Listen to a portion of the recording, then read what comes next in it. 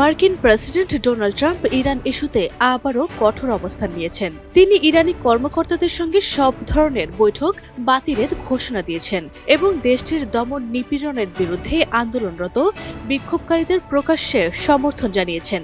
এমনকি তিনি ইরানের আন্দোলনকারীদের নিজেদের প্রতিষ্ঠান দখলে নেওয়ার আহ্বান জানিয়েছেন।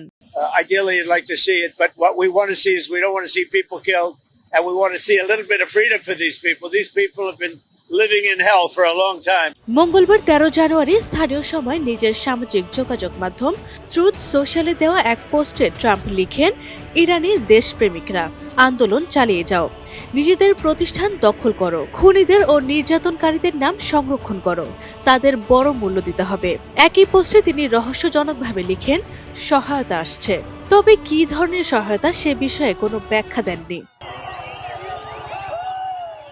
আরেক পোস্টে ট্রাম্প জানান, বিক্ষোভকারীদের হত্যা বন্ধ না হওয়া পর্যন্ত তিনি ইরানি কর্মকর্তাদের সঙ্গে সব ধরনের বৈঠক বাতিল করেছেন।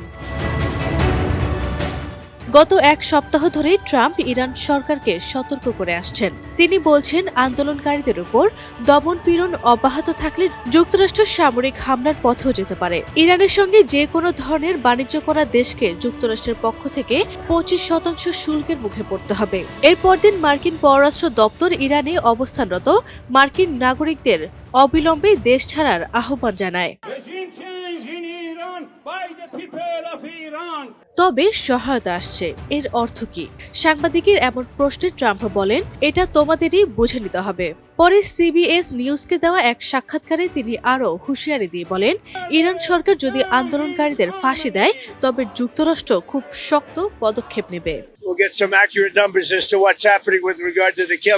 তবে বিশ্লেষকরা সতর্ক করে বলছেন, যুক্তরাষ্ট্রের সম্ভাব্য সামরিক হামলা আন্তর্জাতিক আইন লঙ্ঘন করতে পারে এবং এর ভয়াবহ পরিণতি হতে পারে। ইন্টারন্যাশনাল ক্রাইসিস গ্রুপের ইরান প্রজেক্টের পরিচালক আলী ভায়েস বলেন, ইরানের মানুষ এখন দমনমূলক শাসন ব্যবস্থা ও বিদেশি আগ্রাসনের মাঝখানে আটকে আছে।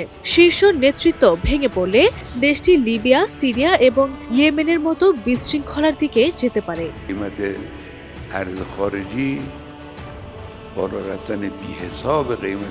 মানবাধিকার সংগঠনগুলোর দাবি, চলমান আন্দোলনে এখনো পর্যন্ত কয়েকশো মানুষ নিহত হয়েছেন।